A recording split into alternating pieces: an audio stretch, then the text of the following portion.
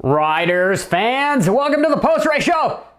Thinking about doing these live because I did a little poll and a lot of you were like, yeah, let's go for it. Some of you were like, no, freaking bog it out. Don't do it. So therefore I might just do it. I do have to apologize to my buddy Cooksey. Yes, apologize.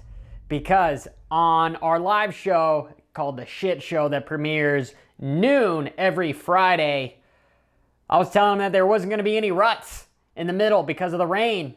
Respectfully disagree with my liberal friend Cooksey over there. How dare you call me liberal? And what about that? I'm just kidding. I'm just trying to get a ruse under you. Boy, was I wrong. That track was gnarly as F. There was lots of choppy bumps. You saw guys over jumping quads and landing and having a hard time slowing down because literally they weren't braking because their suspension is so stiff that when it bounces on those chatter bumps, it releases and there's no friction between their wheels and the dirt. Therefore, they just kind of bounce and they end up going wide. We saw it happen around the turn right before the finish line. That left-hander, some guys were landing real hard, got a little bounce, and then the little chatter, da-da-da-da-da. And Cooksey was also right because... it's one of those nights where weird Dude, things Mookie happen. lives in big whoops, and we've got a track that's got like hardly any whoops. And That's why I'm asking. He's ridden pretty good in Anaheim before, but do you remember when he almost won the year when... I actually made fun of him for picking Malcolm to win. And boy, did that almost bite me in the ass. You know, thank God I wasn't doing any fantasy. You know, but then in Stewart-like fashion, he took himself out, which is a bummer. I mean that literally in a bummer. Because for Malcolm to win on A1, it would have been massive. Yeah, there was a Suzuki up there, but nobody cares about Suzuki. I say that with some sarcasm because Kenny was actually the rider that I picked to win the race. If you watched any of my live stuff, he was my pick, and he almost was doing it. Up front, right there, kind of Kenny style, faded. Is that because he doesn't have his magical pill bottles that have no names on them to help him get through? Or is it the fact that he's on a Suzuki that's heavy and has that 69-pound Kickstarter? You know, he's got a leg around. My God, yes!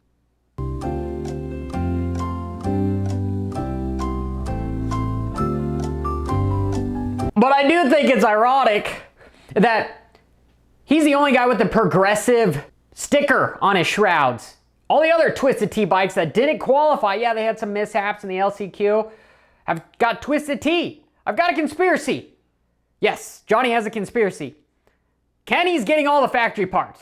You heard it here for comedic relief. However, you can definitely see it. If you've got limited money to go around and Progressive's like, hey, we'll give you $1 million to sponsor this, but we need Kenny. We want to make sure that he's doing well. Suzuki then pony ups and says, hey, we're going to sponsor the first heat race. Did you guys see that? They had some nice overlays on the track, which I thought were interesting. I had to like look and be like, hey, are they actually riding over that? Is that paint? Oh, no, that's a nifty overlay. That's kind of nice.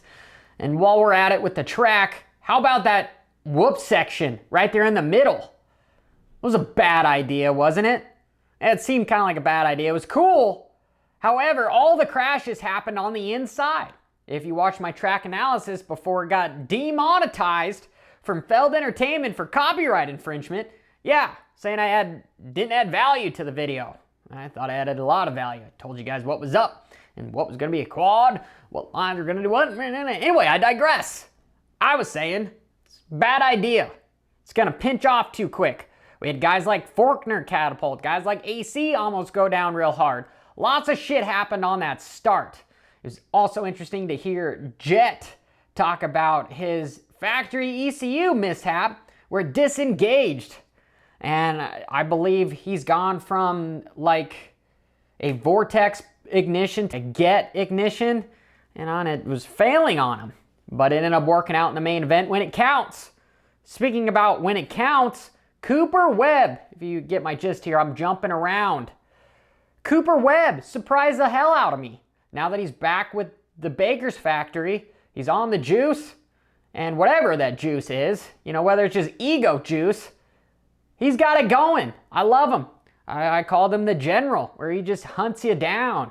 You know, maybe he's the Sylvester Stallone that rides a dirt bike, just slow and steady. Rocky Balboa. You know, I had some interesting videos about his alternative lines that he started. You know, he's just got a lot of racecraft. We know that. And it'd be cool to see him actually win some races for KTM this year. There's a lot of rumors that he's going back with Star. But man, is KTM, are they losing some financial backing?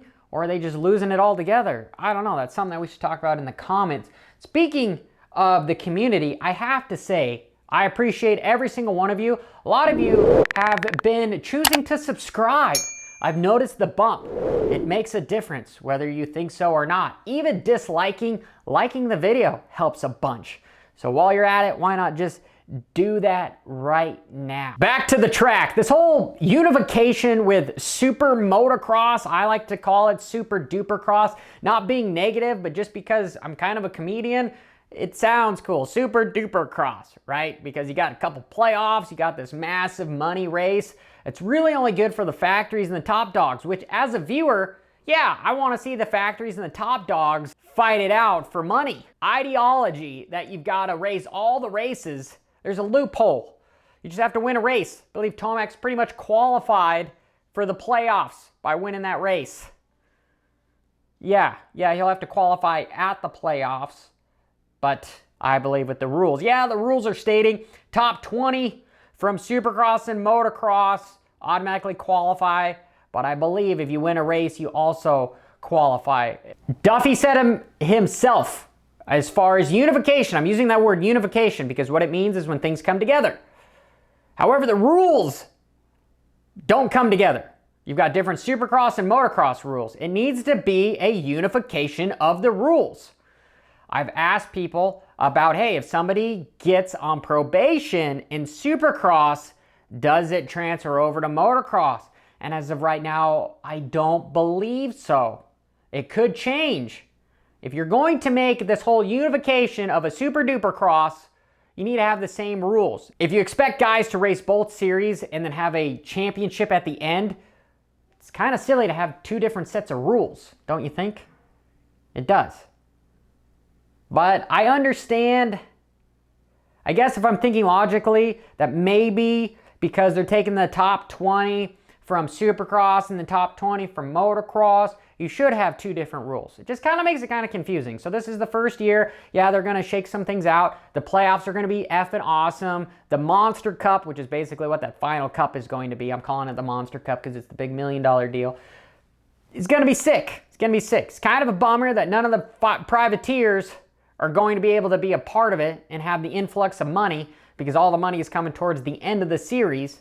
But you need to like kind of lift the whole series. I guess that's kind of what they're doing. I'm digressing. That's my thought on the whole Super Motocross thing. You guys are probably like, what the hell did he just say? Because looking back at this, I'm like, what did I say? 250s, they had 53 riders sign up. Night chose 40. It was a bummer. Faulkner was the fastest qualifier and he catapulted on the start. Dude, is he having Canar's luck in the 450 class, but just in the 250 class before you even get there? I hope not. Man, the dude, if he comes back from this, there's eventually, if you get knocked down so much, you're not going to get up. You're not going to get up the same.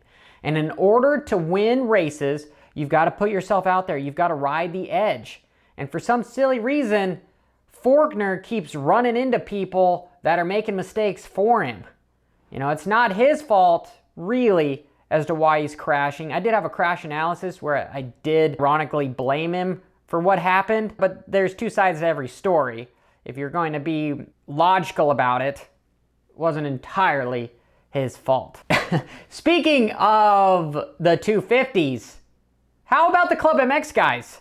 They were both ahead of the Star Factory bikes. Those Star bikes are supposed to be cheater bikes. What has Club got underneath the shrouds and inside the motor?